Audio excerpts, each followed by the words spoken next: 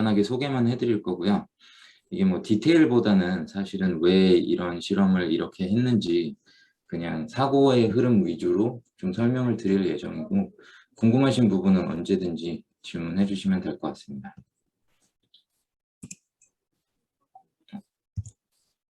네. 그래서 제 백그라운드는 재료과학이고요. 요즘은 이제 다른 분야보다는 특히 이제 에너지 변환 분야에서 바틀렉이 있는 부분, 이런 것들을 찾아서 이제 소재적으로 해결하는 연구를 주로 하고 있고요. 그래서 이제 다음과 같이 합성, 뭐 특성 분석, 시뮬레이션을 통한 물성 이해, 그리고 소자 제작, 이렇게 해서 뭐 크게 네 분야에 걸친 연구를 하고 있고요. 조금만 더 설명을 드리면, 이제 모든 재료는 어쨌든 어떻게 합성됐느냐에 따라서 특성이 많이 달라지니까 특히 나노 소재는 더 심하죠. 그래서 이제 가장 기초가 되는 부분 중에 하나가 합성이라고 생각해서 저는 합성에 좀 신경을 많이 쓰고 있고요. 그래서 이제 뭐 1D 소재, 나노와이어, 2D, 그리고 방막 소재, 그리고 다공성 소재 위주로 이렇게 연구를 하고 있습니다. 그래서 또 이게 소재의 크기가 작아지면서 이제 소재의 고유의 특성을 연구하기 위해서는 이제 측정 기술도 많이 개발이 돼야 돼서 이렇게 측정 플랫폼, 인시추 메트로로지도 이제 개발을 좀 하고 있습니다. 그래서 뭐 예를 들면 ALD 반응을 이제 그 사이클별로 ALD 반응을 보기 위해서, 잠시만요. 포인터 보이시나요? 네, 일단 그 뭐 이렇게 각 ALD 반응마다 그 원자들이 어디에 분포가 되는지 뭐 이런 걸 보기 위해서 모바일 ALD 리액터를 만들거나, 아니면은 이제 나노 소재, 뭐 2D 소재 이런 플레이크 하나를 이렇게 보게 하기 위해서 일반적으로 저희가 활용하는 인터페로미터에 파이버 커플링을 시켜서 이제 파이버 커플링된 인터페로미터를 활용해서 빛과 물질의 상호작용을 본다던가, 아니면 이제 이렇게 나노와이어가 있을 때 이런 걸 라만 분석을 할 때 이제 한쪽에서는 이제 프로빙을 하고 라만 분석을 하고, 한쪽 이런 쪽에서는 이제 엑시테이션을 해서, 그러니까 엑시테이션과 프로빙이 다를 때 소재가 어떻게 변하는지 뭐 이런 연구를 하기 위한 툴도 개발을 좀 했었고, 요거는 현재 제일 많이 신경을 쓰고 있는 부분이긴 한데, 이제 ALD가 이제 표면 화학 반응을 활용하는 이제 증착 기법이기 때문에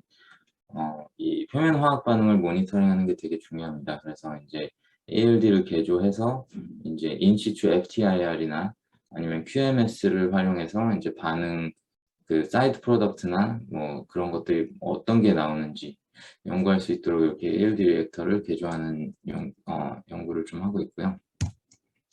마지막으로 이렇게 개발된 툴을 활용해서 나노 소재의 이렇게 그 기초적인 물성을 파악하고, 그 어떤 현상이 일어나면 그거를 간단한 모델링을 통해서 뭐 이해하려는 연구를 좀 하고 있고요. 마지막으로 이제 이러한 이해에 기반을 해서 이제 뭐 이런 나노 소자를 뭐 주로 만들고 있습니다. 최근에는 주로 이제 솔라 관련된 쪽을 많이 하고 있는데요. 태양전지나 물 분해 뭐 이런 쪽으로, 뭐 솔라 스팀 이런 쪽으로 좀 하고 있습니다. 그래서 이제 이쯤에서 이제 그 저희 오늘 메인 주제가 그 ALD니까 ALD에 대해서 간단하게 소개를 드리겠습니다. 아마 ALD가 요즘은 흔하게 많이 사용되는 장비라서 많이들 알고 계시긴 하실 텐데, 이렇게 보시면 실리콘 기판에 이렇게 하이드록실 그룹이 이렇게 주로 있고요. 그리고 이제 이 알루미나를 예로서 설명을 드리면 이제 TMA, 그러니까 알루미늄에 메틸 그룹이 3개 붙은 요 아이를 트라이메틸 알루미늄이라고 하는데, 요 친구가 이렇게 들어오면 요 친구를 흘려주게 되면 이 서페스에 있는 하이드록실 그룹하고만 반응을 하게 됩니다. 전혀 그 외의 것들이랑은 반응을 하지 않고요. 이렇게만 반응을 하게 되고, 이 서페스에 있는 모든 하이드록실 그룹이 소진이 되게 되면 이 TMA라는 프리커스를 아무리 더 많이 주입을 해줘도 더 이상 반응이 일어나지 않습니다.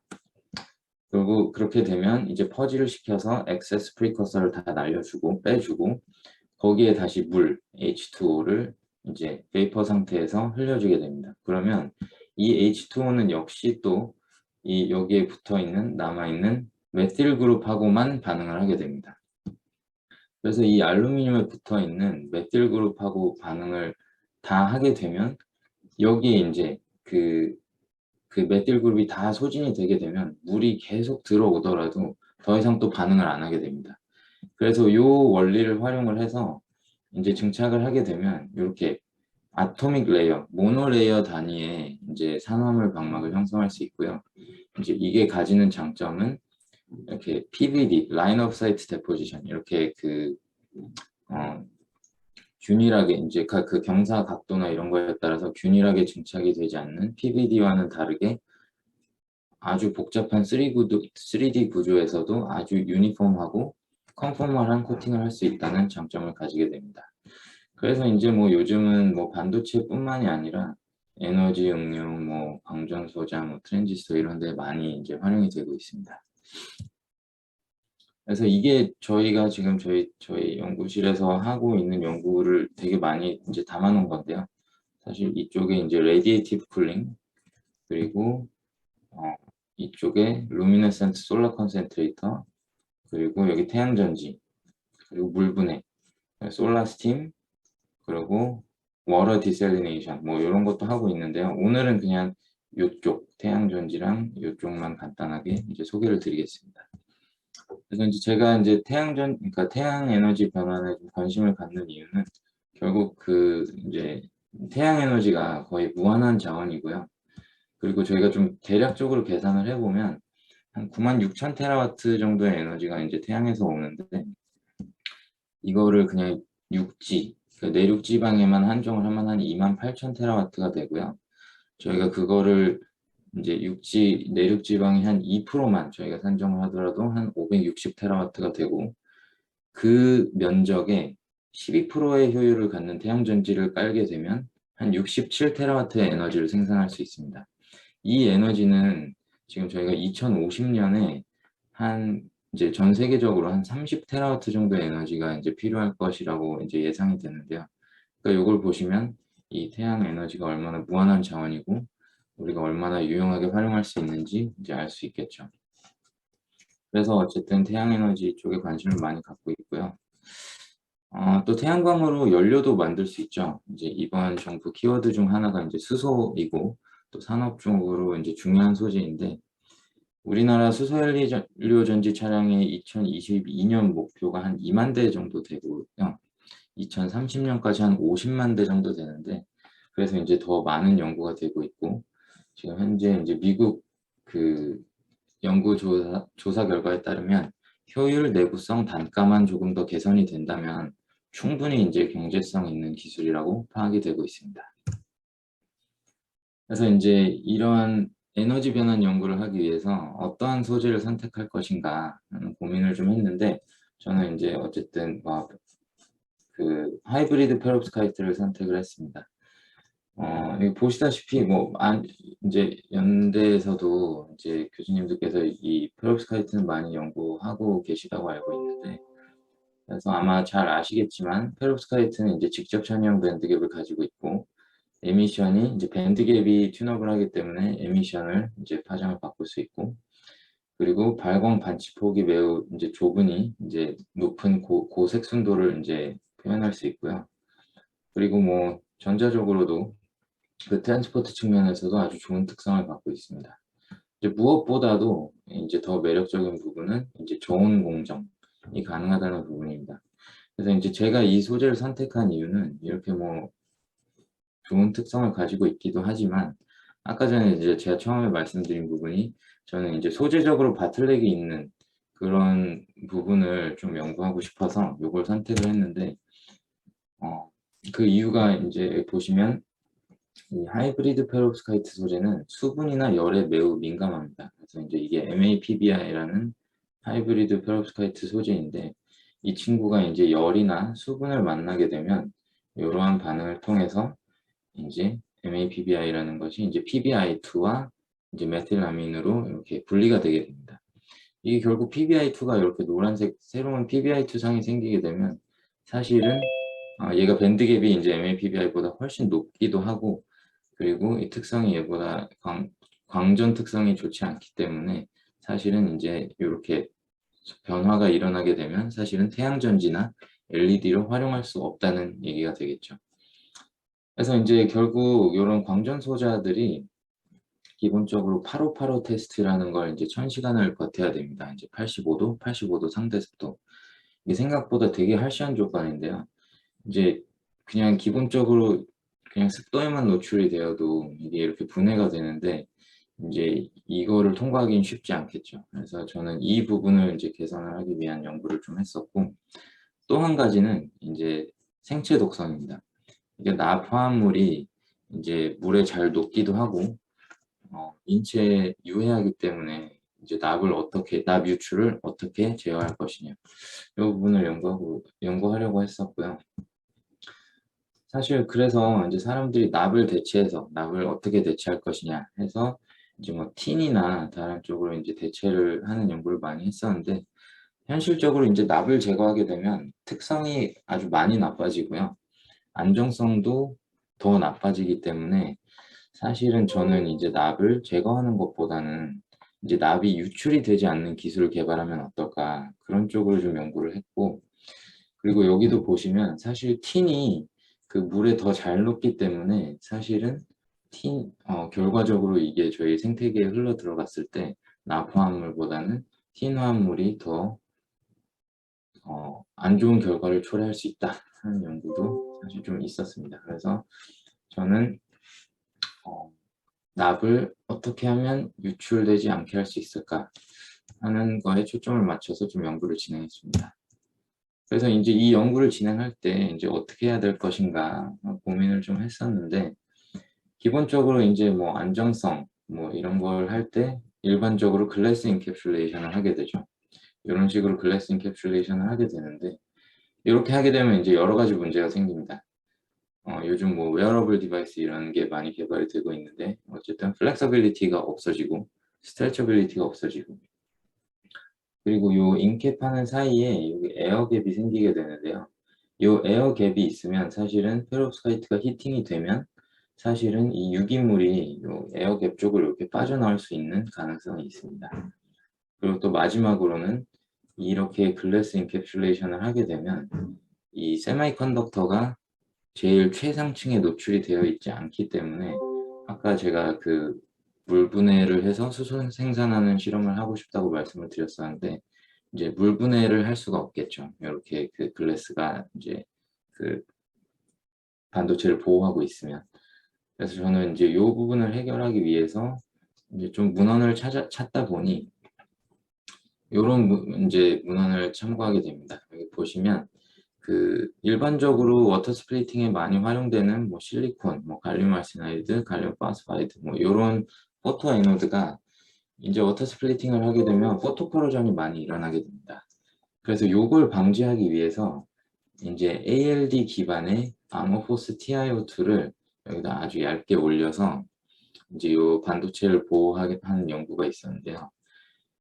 이 논문을 보게 되면 사실 TiO2가 아모포스이긴 하지만 매우 얇기 때문에 사실은 이 여기서 생성된 그 광전자, 뭐 포토 일렉트론이나 뭐 포토 캐리어들이 이쪽으로 트랜스포트가 가능하다는 것을 이제 이 논문에서 처음으로 이제 보여줬었습니다. 그래서 이제 제가 생각한 거는, 우리도 페롭스카이트에 여기 페롭스카이트가 있으면 페롭스카이트 위에 ALD로 이렇게 아주 얇은 패시베이션을 올려주면 차지 트랜스포트도 되고, 그리고 수분을 막아줄 수 있지 않을까 하는 생각에 이제 연구를 진행을 하게 됐습니다. 그래서 이제 페롭스카이트 솔라셀이 구조가 되게 많이 있는데요. 저희는 이 구조를 선택했습니다. 그 이유는 이제 페롭스카이트 위에 그 ALD 패시베이션이 올라가야, 그래야 일단 수분이 차단이 되기 때문에 이제 ALD 패시베이션이 요 층에 올라가야 되는데요.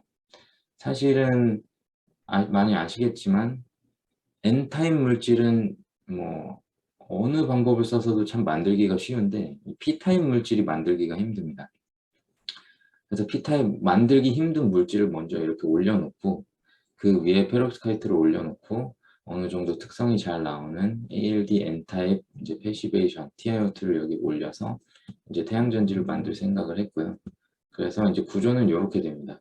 사실은 페롭스카이트 위에 직접 ALD를 하면 좋겠는데 저희가 이걸 여러 번 테스트를 해봤는데 사실 페rov스카이트 손상 없이 ALD 이 펑셔널 배리어를 올리기가 이제 매우 힘듭니다. 왜냐하면 아까도 말씀드렸지만 ALD는 기본적으로 물을 쓰는 프로세스이기 때문에 물을 사용하고 기본적으로 100도 정도 온도에서 이제 프로세스가 진행이 되기 때문에 페rov스카이트가 이제 여기에 노출이 되면 금방 손상이 됩니다. 그래서 저희가 생각한 건 이제 PCBM이라는 전화 수송 재료를 한번 올려주고 그 위에 이제 ALD를 하면 크게 문제가 없지 않을까. 그래서 이 구조를 활용을 했고요. 이제 많은 분들이 궁금해하시는 부분이 여기 이렇게 ALD를 올리면 과연 소자가 작동하느냐. 그래서 저희가 이제 실험을 했고 기본적으로 이런 식으로 이제 계속 구조가 됩니다. ITO 위에 전공 수송 재료, 여기 페rov스카이트 전자 수송 재료 이렇게 올라오고요. 그 위에 전극이 있습니다. 그래서 이렇게 보시면 ALD TiO2가 없는 일반적인 뭐 태양전지의 경우에 저희가 뭐 한 18.5% 정도의 효율이 나오고요. 근데 이제 이 ALD TiO2가 생각보다 두껍진 않습니다. 뭐 한 20나노, 30나노 되기 때문에 생각보다 효율을 그렇게 많이 깎아먹지는 않고요. 다만 이제 그 어쨌거나 이 반도체가 한 20-30나노 되는 반도체가 한층 더 올라가는 거기 때문에 뭐 인터페이셜 리콤비네이션도 있고 그리고 직렬 저항이 추가가 되기 때문에 여기 이제 숏서킷 커런트가 조금 줄어들어서 효율이 감소하는 경향을 조금 보이긴 합니다. 어쨌거나 그래서 요거를 이제 확인을 했고 그래서 이제 수분 저항성을 이제 보여주기 위해서 소자 위에다가 이렇게 물을 떨어뜨려 놓고 뭐 이렇게 측정을 해도 크게 문제 없이 소자가 작동을 하더라는 것을 확인을 했고요. 잠깐만요.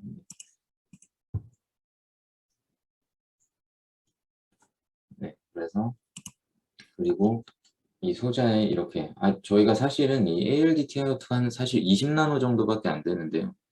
이렇게 물을 그냥 뿌려도 사실 큰 아무런 변화가 없습니다.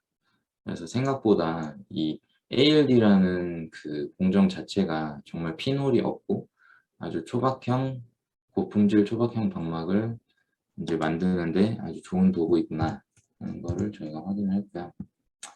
그래서 이제 물에 이렇게 닿아도 안정하다는 것을 확인했으니 이제 저희가 하고 싶었던 이제 물분해 연구를 할 수 있지 않을까 해서 고민을 했었습니다. 그래서 그때 당시에만 해도 저희가 한 2년 전쯤에 이 연구를 했었는데요. 그 당시에만 해도 페rov스카이트를 활용해서 물분해를 한 연구는 이렇게 2개 정도가 됐었습니다. 하나는 이제 페rov스카이트 자체를 아예 이 퓨즈드 메탈이라는 한 밀리미터 정도의 두께가 되는 퓨즈드 메탈을 사용해서 아예 얘를 묻어버리고 그 위에서 그냥 이제 촉매 반응을 일으키는 겁니다.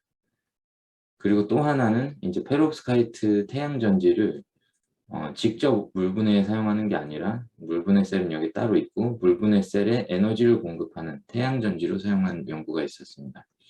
근데 이제 여기서 문제가 이렇게 퓨즈드 메탈을 사용하게 되면 이제 저희가 텐덤형 워터 스플리팅 셀을 만들 수가 없습니다. 빛이 이쪽으로 투과를 할 수가 없기 때문에 사실은 저희가 사실은 이렇게 퓨즈드 메탈을 쓰지 않고 할 수 있는 방법이 있지 않을까 해서 저희가 그 만들었던 태양전지를 그대로 가져오게 됩니다. 저희가 만들었던 태양전지를 그대로 가져오게 되면 맨 위층에 이제 TiO2가 있기 때문에 사실 빛이 투과할 수 있고 그렇기 때문에 텐덤 셀을 만드는 데도 용이하고 그리고 여기 이제 뭐 촉매를 위해서 이렇게 플래티넘을 살짝 올렸지만 사실 플래티넘이 한 뭐 3나노, 5나노 정도 되면 투과율이 충분히 나오거든요. 그래서 어쨌든 요거를 생각을 해서 저희가 물분해 셀을 이런 식으로 제작을 했고 기본적인 구조는 그냥 태양전지랑 똑같습니다. 태양전지랑 똑같고 전자가 대신 이제 탑 서페이스 그러니까 리퀴드 세미컨덕터 그 인터페이스로 와서 이제 그 전자가 PT로 전달이 되고 그래서 PT가 이제 물을 분해해서 수소를 생산하는 이런 식의 이제 셋업을 했었고요. 그래서 이렇게 보시면 요게 레퍼런스 일렉트로드, 카운터 일렉트로드 요 밑에 있는 게 이제 페롭스카이트 워터 스플리팅 셀 그리고 요게 이제 그 황산 그러니까 전해질입니다. 이렇게 보시면 그냥 레퍼런스로 ITO, TiO2 플래티넘을 해서 일렉트로케미스트리를 돌리면 사실 빛에 대한 반응이 전혀 없고요. 그리고 이제 저희가 0.5선, 저희가 사실은 이 실험을 할 때 저희가 물분해 실험을 하던 실험실이 아니라 셋업이 없어서 0.5선에서 사실 실험을 했고, 저희가 뭐 제대로 된 셀도 없어서 사실 이런 식으로 간이로 이렇게 실험을 하긴 했는데, 어쨌든 실험을 해보면 태양전지의 오픈 서킷 볼테이지, 그때 당시에 저희가 만들었던 태양전지의 오픈 서킷 볼테이지만큼 이제 그 포토 볼테이지가 나오고요. 그리고 커런트도 저희가 0.5선이니까 원선이라고 환산을 했을 때 한 20mA, 그러니까 아까 보여드렸던 그 태양전지의 성능 거의 비슷하게 나오는 것을 이제 확인을 했고요. 그래서 여기 보시면 이제 여기 버블이 그 지금 이게 잘 보이실지는 모르겠는데, 이렇게 보면 버블이 이렇게 여기 생성되는 게 아마 보이실 겁니다. 그래서 이런 식으로 워터 스플리팅 셀을 만들었었고요. 그리고 크로노 암퍼로메트리를 했을 때 보면 한 2시간 정도 이후에 한 75% 정도 효율을 유지를 했는데, 저희가 퓨즈드 메탈을 썼을 경우에 아까 말씀드린 그 밀리미터 두께의 퓨즈드 메탈을 썼을 경우에도 그때만 해도 중성용액에서 구동 시간이 2시간 정도밖에 안 됐다는 걸 감안하면, 다시 또 이제 강조드리고 싶은 부분이 이 20나노, 20나노, 30나노 정도 되는 ALD가 정말 효과적인 역할을 해주고 있구나 하는 것을 저희가 알 수 있었고요.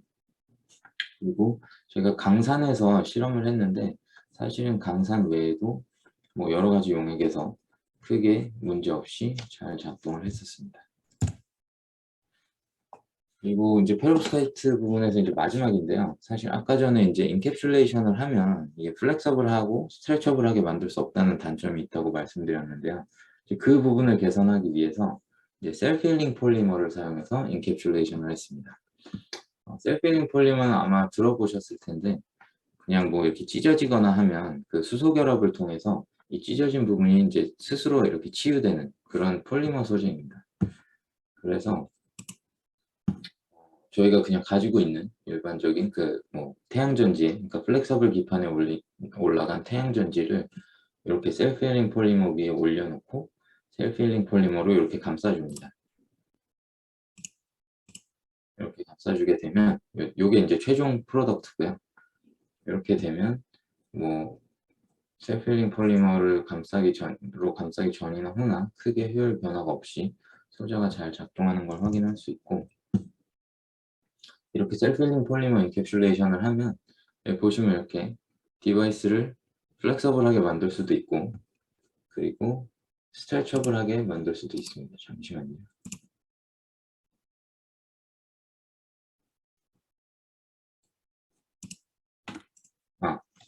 네, 그래서 이렇게 인캡슐레이션을 했을 때 물 안에 담궈 놓고도 솔라셀이 잘 작동하는 것을 보실 수 있고, 이거 같은 경우에는 이제 저희가 스트레쳐블 디바이스를 만든 겁니다. 그래서 리지드 아일랜드 전략을 사용해서 태양전지를 하나씩 이렇게 박아놓고 셀필링 폴리머로 감싸준 겁니다. 그래서 이렇게 늘렸을 때 커런트가 크게 문제없이, 커런트에 큰 변화가 없이 이제 소재가 늘어나는 걸 보실 수 있고요.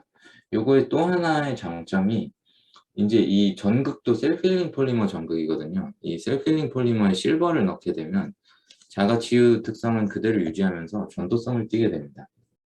그래서 사실 이게 장점이 이제 레고처럼 내가 원하는 소자를 갖다가 레고처럼 그냥 그 전극을 연결해 주기만 하면 이제 그 광전 소자 모듈이 됩니다. 그래서 여기서 한 거는 이렇게 태양전지 2개에 이제 이렇게 LED 소자를 연결한 겁니다. 그래서 태양전지 쪽에 빛을 비춰주면 이렇게 불이 저쪽에 이렇게 들어오는 게 보이시죠? 그래서 태양전지 2개를 연결을 해서 이렇게 빛이 들어오게 하고, 그래서 태양전지를 레고처럼 붙였다 떼었다 하면 이렇게 밝기도 조절을 할 수가 있습니다. 그래서 태양전지 셀필링 폴리머로 이러한 연구를 이러한 것이 가능했고,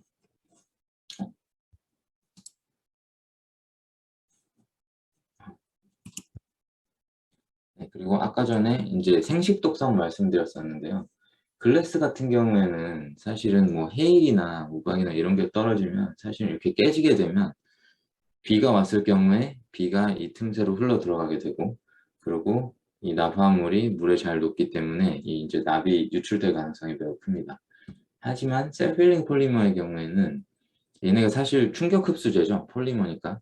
그래서 이렇게 뭐 해일이나 이런 게 떨어져도 충격을 어느 정도 흡수해 주기도 하고, 이게 충격을 흡수할 뿐만 아니라 뭐 찢어지더라도 스스로 치유할 수 있기 때문에 이제 금방 이제 물이 들어가도 사실 납이 유출되지 않게 할 수 있겠죠. 그래서 저희가 실험을 이제 그 생식도 세포 독성 실험을 했었는데요. 여기 보시면 이게 그냥 컨트롤입니다. 여기엔 아무것도 없이 세포만 번식을 시킨 거고, 이쪽에는 그 그냥 일반 태양전지, 인캡을 하지 않은 태양전지, 그리고 이쪽에는 글래스 인캡된 태양전지인데 이제 손상된 거죠.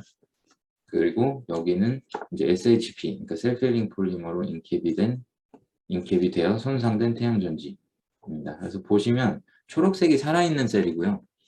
빨간색이 이제 죽어있는 셀입니다. 그래서 보시면 SHP 같은 경우에는 거의 100% 다 살아있고, 컨트롤과 비슷하게 살아있고, 글래스 같은 경우에 사실 많이 유출이, 그러니까 저 ppm 단위로 유출이 되거든요. 유출이 돼봤자. 근데 ppm 단위밖에 유출이 안 됐음에도 불구하고 사실 세포가 이제 많이 죽은 걸 볼 수 있습니다. 이제 여기서 이제 저희가 이제 배울 수 있는 교훈은 결국에는 극미량이라도 이제 납이 유출이 되면 안 되기 때문에 이제 가급적이면 납의 유출을 방지할 수 있는 그런 기술이 많이 개발되어야 한다. 요거를 이제 저희가 좀 확인을 했고요. 제일 중요한 부분 중에 하나죠. 또 안정성 부분인데, 그래서 저희가 사실 85%는 85도 85%는 사실 너무 harsh해서 저희가 이건 통과를 못했고요. 한 뭐 10시간 정도밖에 버티지를 못하더라고요. 그래서 저희가 이제 50, 50이나 85, 0 이렇게 해서 테스트를 했는데, 이렇게 테스트를 했을 경우에는 이제 셀프힐링 폴리머 인캡을 했을 때도 1000시간 정도 버티더라. 해서 현재는 이제 요거를 8585에도 버틸 수 있는 시스템을 만들려고 지금은 이제 연구를 좀 하고 있습니다. 시간 관계상 요 부분은 그냥 넘어가겠습니다. 요거는 그냥 그 페롭스카이트의 그 플라즈모닉 나노파티클을 활용해서 이제 뭐 디텍터 감도나 이런 걸 높이는 건데, 이 부분은 그냥 넘어가도록 하겠습니다. 그래서 이제 첫 번째 부분에 대한 정리를 좀 하면, 어떠한 소재든 이제 페롭스카이트가 아주 좋은 소재로 알려져 있긴 하지만 어떠한 소재든 이제 문제를 안고 있고, 이제 페롭스카이트는 안정성 그리고 그 생체 독성 이런 문제를 안고 있는데, 이러한 부분을 이제 원자층 증착법 ALD 그리고 자가치유 폴리머를 통해서 여러 가지 문제를 해결할 수 있다. 이 정도로 정리를 하면 될 것 같습니다. 그리고 또 하나는, 사실 제가 여기서 한 거는 사실 제가 뭐 새로운 소재를 개발하거나 이런 건 전혀 없고요. 사실은 이미 기존에 다 알려져 있는 소재와 소재 시스템과 그리고 소자를 다 활용해서 한 거라서, 여러분들도 뭐 실험을 하실 때 좀 생각을 해보시면, 뭐 새로운 소재를 개발하는 것도 중요하지만 사실 조금만 더 생각해보면 이미 답은 이제 다 거의 나와 있다고 보시면 될 것 같습니다. 이미 예전부터 연구된 부분이 많이 있기 때문에 그걸 잘 활용하기만 해도 이렇게 어드밴스를 만들어낼 수 있다는 거를 말씀드리고 싶고요. 두 번째 부분은 원자층 증착법을 활용한 표적화 기능화에 대한 연구입니다. 그래서 보시면 이게 모프 소재라고 해서요, 다공성 소재입니다. 이제 금속 유기 골격체라고 하는데, 여기에 이제 ALD를 활용해서 기능화를 하는 연구입니다. 그래서 이쪽은 좀 촉매 분야인데요. 이제 메탈 오게닉 프레임워크라는 게 이제 이렇게 메탈릭 노드랑 그 유기 리간드로 이렇게 연결이 되어 있습니다. 그래서 이 친구들이 일반적으로 열화학적 안정성이 높고 서페이스 에리아가 매우 높습니다. 그러니까 이게 한 1g 정도 있으면 축구장 1개 정도의 면적이 나옵니다. 근데 이게 또 그 매력적인 소재인 이유 중에 하나가, 일단은 이 리간드를 바꿔서 이 스트럭처를 바꿀 수 있고요. 이 거의 싱글 크리스탈 같이 만들어집니다. 그래서 싱글 크리스탈처럼 만들어진다는 건 어떤 장점을 가지고 있냐면, 사실 저희가 반도체를 만들면 싱글 크리스탈로 만들기가 매우 힘들죠. 근데 이거 같은 경우에는 이제 웻 방법으로 싱글 크리스탈을 만들 수 있고, 싱글 크리스탈을 만들 수 있다는 건 저희가 이론적인 연구를 하기가 용이하다는 장점이 있습니다. 그러니까 싱글 크리스탈이기 때문에 그냥 계산을 해도 현실과 아주 큰 차이가 없겠죠. 저희가 일반적인 뭐 메탈 옥사이드 세미컨덕터와 같은 뭐 이론 연구를 할 때 사실은 그 디펙트, 거기에 있는 디펙트를 다 이제 감안을 해서 사실은 계산을 하기가 좀 힘들잖아요. 근데 그런 부분에서 이제 모프는 좀 매력적인 부분이 있습니다. 그래서 원하는 구조를 만들고 싱글 크리스탈이기 때문에 이론적 연구가 용이하고 그 이론적 결과를 또 실험이랑 맞추기가 매우 용이합니다. 그래서 어쨌거나 좀 뭐 여러 가지 연구를 하기에 좀 이상적인 플랫폼이라 이거에 대한 연구를 시작했고요. 사실 이 연구를 시작한 이유가 또 하나가 뭐냐면 이제 촉매 반응에서는 이런 모프가 이제 가장 문제가 되는 게 펑셔널라이제이션을 하지 않으면, 기능화를 하지 않으면 액티비티가 없습니다. 이제 촉매 활동을 거의 하지 않습니다.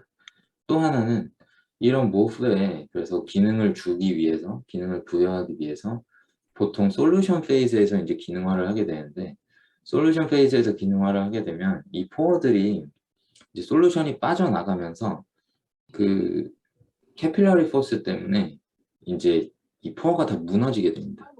이 포어가 다 무너지게 된다는 얘기는 결국 하이 서페이스 에리아와 결정 구조를 유지하지 못한다는 거겠죠. 그래서 사실은 이제 좀 촉매 분야에서 문제가 많이 됐었고, 또 하나는 촉매 분야에서 이렇게 촉매들이 있으면 그 고온에서 촉매 반응을 일으키게 되면 이 촉매가 이 어글로머레이션이 일어나게 됩니다. 그렇게 되면 촉매 반응이 떨어지겠죠. 서페이스 에리아가 줄어드니까. 그래서 요걸 어떻게 막을 수 있을까 하던 찰나에 이제 생각한 게, 아, 이거를 ALD를 활용해서 얘네를 기능화할 수 있지 않을까 생각을 했었고요. 그래서 이제 ALD를 하기 위한 모프를 디자인을 하게 됩니다. 그래서 이렇게 디자인된 모프가 여기 있고요. 보시면 아까 말씀드린 것처럼 어쨌든 ALD 프리커서가 여기를 통해서 이동을 해야 되니 포어 사이즈가 한 뭐 3나노 정도 좀 큰 모프를 이제 설계를 했고요. 그리고 이제 ALD가 하이드록실 그룹이 있어야 반응을 하기 때문에 하이드록실 그룹이 이렇게 나와 있는 아이들을 이제 설계를 했습니다. 그리고 어쨌든 그 ALD 반응이 발열 반응이기 때문에 이제 열적 안정성, 그리고 물을 사용하기 때문에 수분 안정성이 있는 모프를 이제 만들었고, 또 그 반응이 요 OH에서만 일어나야 되기 때문에 이렇게 사이드 리액션이 일어나지 않도록 이쪽에는 파이린 링커, 그러니까 대부분 이너트한 파이린 링커를 이제 사용해서 이런 모프를 이제 설계를 했고요. 그래서 요렇게 이상적으로는 요렇게 되게 됩니다. 이제 요게 요 포어고요. 요게 이제 하이드록실 그룹이 이렇게 있으면 ALD 프리커서가 들어오면 요 하이드록실 그룹에만 반응을 해서 여기에 메탈이나 메탈 옥사이드가 이렇게 형성이 되게 되는 거죠.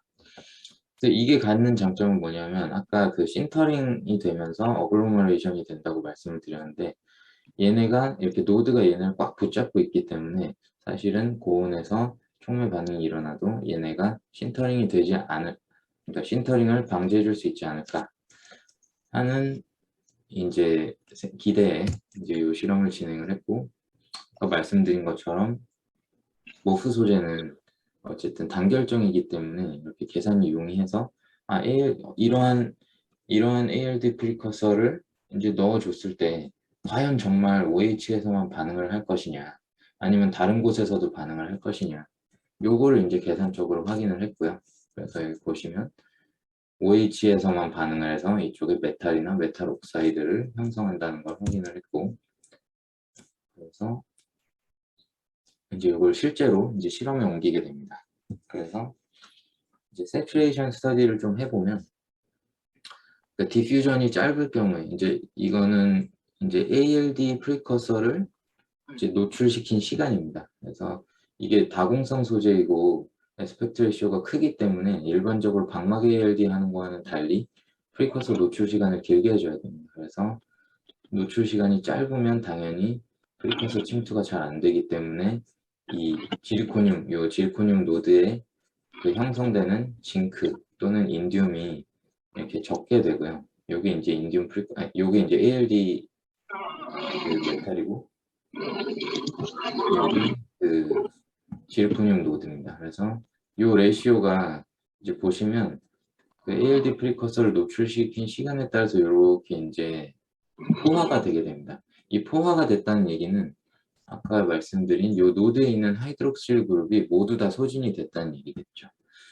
그래서 그런 걸 실험적으로 확인을 했고, 그리고 이쪽에서도 보시면 이제 그러니까 ALD 프리커서 몰 수에 따라서, 그러니까 몰이 부족하게 되면 당연히 기능화가 덜 되겠죠. 그래서 몰이 충분해지면 더 많이 들어가더라도 아까 말씀드린 것처럼 더 반응을 하지 않기 때문에 이렇게 레이시오가 포화 상태가 되는 걸 이제 확인할 수 있죠. 근데 이렇게 보시면 그 TM-EDX로 확인을 하면 이렇게 메탈이 아주 균일하게 잘 들어가 있는 걸 확인할 수 있고요. 그래서 이제 많은 분들이 또, 왜냐면 컨덴세이션, 그러니까 솔루션 페이지에서 하신 분들은 보면, 그러면 이게 어쨌든 엑소더믹 리액션인데 그러면 포어가 어쨌든 그 열에 의해서 또 망가지진 않을까 해서 이제 그런 쪽으로도 연구를 좀 해봤습니다. 그래서 이제 XRD나 이제 BET 서페스 에리아를 측정을 해서 포어가, 그러니까 크리스탈리니티가 계속 유지가 되는지, 서페스 에리아가 유지되는지, 포어 사이즈가 유지되는지 이런 걸 확인을 했는데요. 여기 보시면 일반적으로 좀 잘 되는 프리커서도 있고 좀 잘 안 되는 프리커서도 있습니다. 그게 이제 결국에는 그 엑소더믹 리액션의 그 반응 열과 그리고 그 케미스트리, 서페스 케미스트리에 따라서 이게 좀 많이 바뀌는데, 이렇게 그러니까 좀 안 좋은 프리커서의 경우에는 얘가 지금 이렇게 확대되는데요. 이렇게 보시면 거의 크리스탈리니티가 거의 줄어들고 서페스 에리아 줄어들고 뭐 포어는 거의 없어지다시피 하고요. 근데 일반적으로 잘 되는 친구들은 이렇게, 요게 이제 검정색이 기능화하기 전, 보라색이 기능화한 후인데요. 거의 큰 차이 없이 포어 사이즈나 뭐 서페스 에리아가 많이 유지되는 걸 볼 수 있고요. 그리고 아까 말씀드린 것처럼 이제 그 결국에는 저희가 그러니까 계산적으로는 여기에 간다 이렇게 계산을 했는데, 정말 이제 여기에 가느냐 이거는 이제 확인을 해봐야 아는 거니까 저희가 방사광을 사용해서 이제 일렉트론 덴시티가 어디에 분포하는지 기능화를 했을 때 그 실험을 하게 됩니다. 그래서 이제 여기 가속기 연구소에 저희가 이제 모바일 ALD 리액터를 이렇게 그냥 셋업을 했습니다. 그래서 여기 이제 캐필러리 안에 모프 파우더가 들어있고, 여기 이제 ALD 프리커서 라인이 이걸로 이렇게 연결이 됩니다. 그리고 여기가 이제 ALD 리액터 이제 프리커서들이 있는 데고, 뭐 매스플로우 컨트롤러 뭐 이런 게 있고요. 그래서 프리커서를 이렇게 한 번씩 흘려주면서 XRD를 찍으면서 이제 레티스 컨스탄트가 어떻게 바뀌는지 이제 확인을 한 겁니다. 그래서 여기서 이제 리트펠드 리파인먼트를 하면, 그러면 일렉트론 덴시티가 어디에 형성되는지, 이제 이걸 디퍼런셜 일렉트론 덴시티 애널리시스라고 하는데요. 결국 리트펠드 리파인먼트를 하면 이렇게 레티스 컨스탄트가 바뀌면서 일렉트론 덴시티가 어디에 형성이 되는지 확인을 할 수 있고요. 결국 이렇게 좀 요걸 확대해서 보시면 아까 말씀드린 이 OH 그룹에 확실히 일렉트론 덴시티가 형성이 되는 게 보이실 겁니다. 그래서 아까 계산했던 부분을 이렇게 실험적으로 확인을 했고, 또 아까 말씀드린 것처럼 이 ALD가 표면화학 반응을 활용하는 거기 때문에 이제 ALD 리액터를 조금만 개조하면 저희가 아주 많은 걸 볼 수 있습니다. 이렇게 ALD 리액터에 뚜껑에 구멍을 뚫고요. 여기에 이제 IR 트랜스페런트 윈도우, 뭐 그러니까 인트린식 실리콘은 IR 트랜스페런트 하죠. 그래서 인트린식 실리콘이나 뭐 이런 윈도우를 여기다 놓으면, 그러면 챔버가 IR에 투명해지게 되겠죠. 그래서 여기에 이제 FTIR 장비를 연결을 해서 여기 FTIR 빔이 나와서 여기 이제 리플렉터에 맞고, 그리고 윈도우를 통해서 샘플에 맞고, 샘플에 맞아서 다시 윈도우를 통해서 나와서 이쪽 미러에 맞아서 요 뒤쪽에 있는 게 디텍터입니다. 그래서 이쪽 디텍터로 가면 실시간으로 ALD 반응을 하면서 그 기능기에 그 펑셔널 그룹에 어떠한 변화가 일어나는지 알 수 있겠죠. 그래서 모프 같은 경우에는 아까 말씀드린 것처럼 이렇게 하이드록실 그룹이 있는데 이 하이드록실 그룹이 ALD 프리커서가 들어가면서 이렇게 쭉쭉쭉쭉 줄어드는 게 보이실 겁니다. 결국에는 ALD 반응이 이 하이드록실 그룹에서만 일어나고 하이드록실 그룹이 소진이 되면서 아까 말씀드린 이쪽 부분에 이제 메탈 옥사이드나 메탈이 형성되는구나 라는 걸 확인을 했고요. 이거를 사실 촉매 반응기로도 사용을 할 수가 있습니다. 박사님 잠시만. 그 나머지 인원 음소거 전원 해주세요. 잡음이 계속 들어오니까 본인 음소거 안 된 친구도 몇 명 있으니까 음소거 좀 해주세요. 죄송합니다, 박사님. 네, 아닙니다. 네, 네. 네.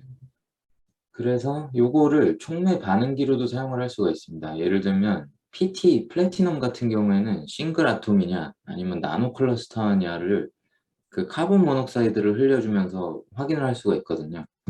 그래서 이렇게 보시면 저희가 그 모프 안에 만든 플래티넘이 이렇게 있고 여기 보시면 싱글 아톰도 이만큼이 있고 나노 클러스터가 된 애들도 이만큼이 있습니다. 그래서 얘네를 이제 온도를 올리면서 테스트를 해보면 아까 말씀드린 것처럼 만약에 이제 신터링이 일어난다, 캐탈리스트의 신터링이 일어난다면 이 싱글 아톰이 없어지고 나노 클러스터만 이렇게 생기게 되겠죠.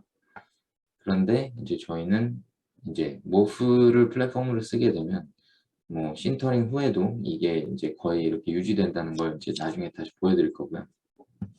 이건 많이 보셨을 텐데 이게 플러라는 그 IR 카메라입니다. 요즘 그 코로나 뭐 열젠다고 이거 많이 이게 설치돼 있죠.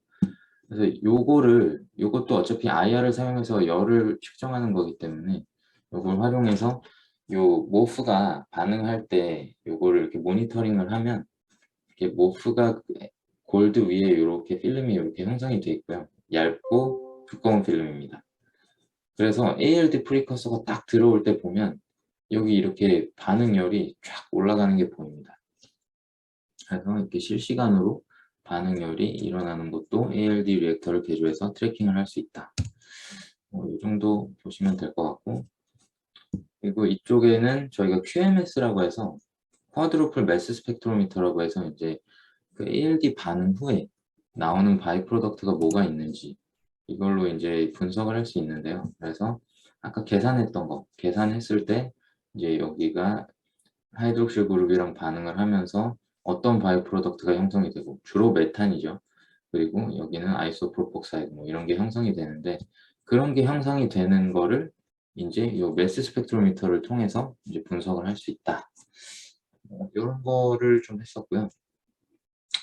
그리고 마지막으로 이제 저희가 실제로 만든 이 캐탈리스트가 과연 일반적인 컨벤셔널한 캐탈리스트와 유사하게 작동을 하느냐 해서 이제 뭐 하이드로젠 그 에틸린 하이드로지네이션 리액션을 이제 반응을 돌려봤고 결국 특성은 거의 비슷합니다. 특성은 거의 비슷하지만 저희가 여기서 강조했던 부분이 이제 촉매 반응 전, 촉매 반응 중, 촉매 반응 후에 엑삭스를 통해서 그리고 이렇게 그 인시추 FTIR을 통해서 보면 이 플래티넘 캐탈리스트가 일반적인 촉매들 그러니까 촉매 반응 후에 이렇게 어글로머레이션 되는 신터링 되는 애들과는 달리 보시면 코어디네이션 넘버가 거의 그대로 있습니다. 그 얘기는 플래티넘이 신터링이 거의 일어나지 않았다는 얘기겠죠. 여기서도 보시다시피 싱글 아톰이 거의 그대로 있죠. 측정 전후에 촉매 반응 전후에 그래서 이제 모프를 활용하면 모프와 ALD를 활용하면 이렇게 신터링을 방지할 수 있고 그리고 그 모프의 결정성이나 그 표면적의 저하 없이 기능화를 잘 할 수 있다. 이거를 저희가 좀 해결을 그러니까 연구를 했었고요. 그리고 ALD로 사실은 만들 수 있는 방막이 이 정도 되는데 여기에 사용되는 프리커서가 거의 대부분 조건만 잘 맞추면 모프에도 잘 활용이 될 수가 있습니다. 그래서 이렇게 모프에 잘 넣어서 이런 식의 이제 촉매 반응을 할 수 있다. 저희가 거기까지 보였었고요. 이제 마지막입니다. 그래서 ALD를 활용한 모프의 기능화는 어쨌든 그 다공성 소재의 잠재력을 최대한으로 끌어올려 줄 수 있는 뭐 좋은 플랫폼이다 정도로 말씀드리고 싶고요. 어쨌든 중요한 부분은 모프가 이제 잘 정립된 결정 구조를 갖고 있기 때문에 이론적인 고찰이 용이하고 그러한 부분을 실험적으로 확인하는 게 용이하다는 거. 그리고 이제 이러한 거를 잘 연구하기 위해서는 이제 인시추 분석 툴이 많이 개발이 되어야 한다. 그래서 여기까지 말씀드리면 될 것 같습니다. 그래서 네, 어쨌든 경청해 주셔서 감사드리고요. 뭐 궁금하신 부분 있으세요? 제가 거의 아까 처음에 말씀드린 것처럼 그 세부 사항은 다 디테일은 빼고 사실은 그 사고의 흐름만 말씀드렸기 때문에 혹시 뭐 궁금하신 부분 있으시면 뭐 질문해 주시면 될 것 같습니다. 네, 감사합니다.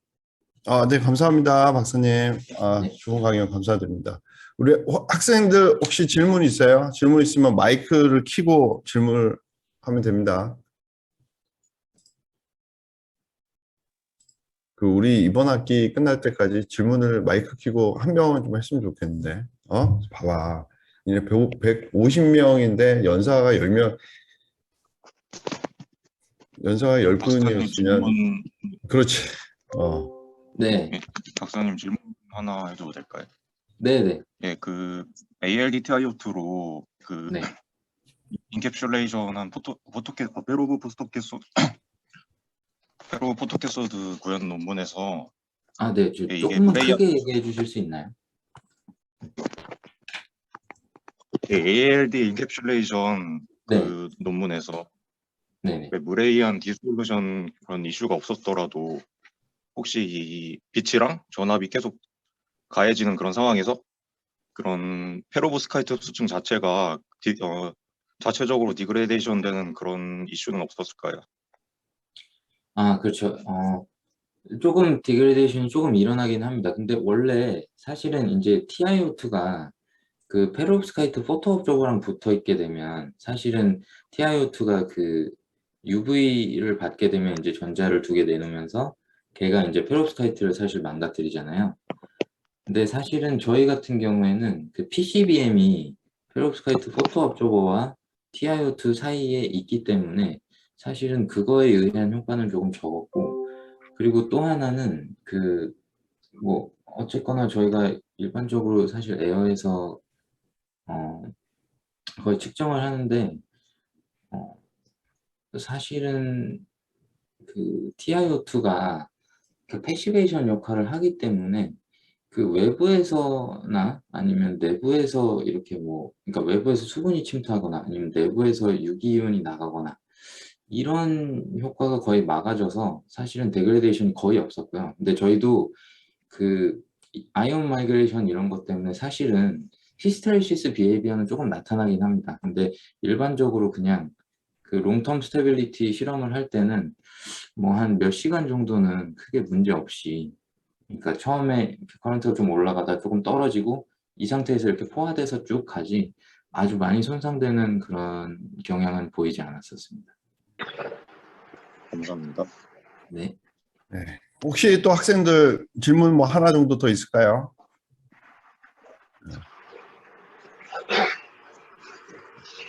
누가 마이크 킨 것 같은데?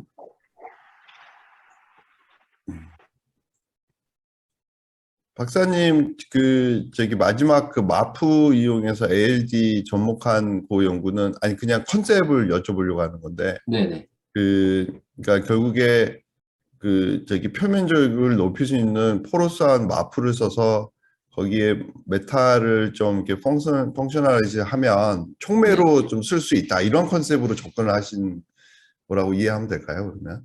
네, 맞습니다. 그러니까 모프가 이 서페스 에리아가 워낙 커서 이제 가스 스토리지, 에너지 스토리지 아니면 이렇게 촉매 이런 쪽에 많이 쓰이는데요. 요 자체로는 사실은 이렇게 머프를 그냥 만들면 요 자체로는 거의 그 반응성이 없습니다. 그래서 무조건 거의 기능화를 해줘야 되는데 그 기능화를 하는 게 계속 이제 뭐 솔루션 페이지로 하거나 이게 사실 문제가 되는 겁니다. 그래서 사실은 요거를 잘 할 수 있는 방법이 ALD이지 않을까 해서 요거를 솔루션 베이스로 하면 저 기공에 못 들어가겠네요, 그죠? 네, 솔루션 베이스로 하면 기공에 못 들어가기도 하는데 들어가더라도 얘네가 빠져나가면서 그 모세관 현상 때문에 그냥 포어가 다 무너져 버립니다. 그냥 그래서 구조가 아예 솔루션 그냥 ALD에서 컬랩스 잘, 될 수도 있겠네요. 그죠? 네, 네, 맞습니다. 그러면 아까 보여주신 가속기에 뭐 간이 저기 ALD 달고 FTR 저기 하고 한 이 인시추로 볼 수 있는 측정법은 알곤에 있는 건가요? 아니면 키스트에 있는 건가요? 요 방사광 요거는 네. 사실 알곤에서 저희가 셋업을 했던 거고요. 네네. 그리고 요 인시추 요거는 제가 지금 저희 실험실에 거의 다 셋업을 해놨습니다. 그래서 조금만 있으면 거의 완성이 되는 단계고, 그래서 뭐 FTIR, 인시추 FTIR이나 인시추 IR 카메라 뭐 이미징이나 아니면 인시추 QMS 요런 거는, 그리고 그 thickness 모니터링 요런 거는 지금 저희가 할 수 있게 거의 다 셋업이 완료가 됐습니다. 그러니까 이거는 촉매 반응 중에 인시추 매저가 아니고 ALD 증착 중에 인시추 매저이네요. 그러면 맞나요? 네, 둘 다 가능합니다. 그러니까 둘 다 ALD 증착 중에도 가능하고. 그 매저가 가능하고, 네. 사실은 뭐 촉매 반응하면서도 그냥 포트 하나를 가스를 흘려주면서 하면 되니까 촉매 반응을 하면서도 그 매저가 가능한 겁니다, 사실. 네네. 그 셋업 하시느라고 엄청 힘드죠. 자, 혹시 또 다른 질문 있을까요? 자, 없으면 그 오늘 이렇게 저기 진행이 매끄럽지 않은 거 좀 양해 먼저 다시 한번 아닙니다. 부탁드리고, 네, 그 어려운 시간 또 내주셔서 좋은 발표해 주신 김인수 박사님께 화면으로, 소리는 안 들리지만 화면으로 뜨거운 박수로 감사의 뜻을 전하도록 하겠습니다. 박사님 감사합니다. 네, 감사합니다. 네, 네, 다음에 들어가십시오. 뵙겠습니다. 네, 네. 안녕히 계세요. 네.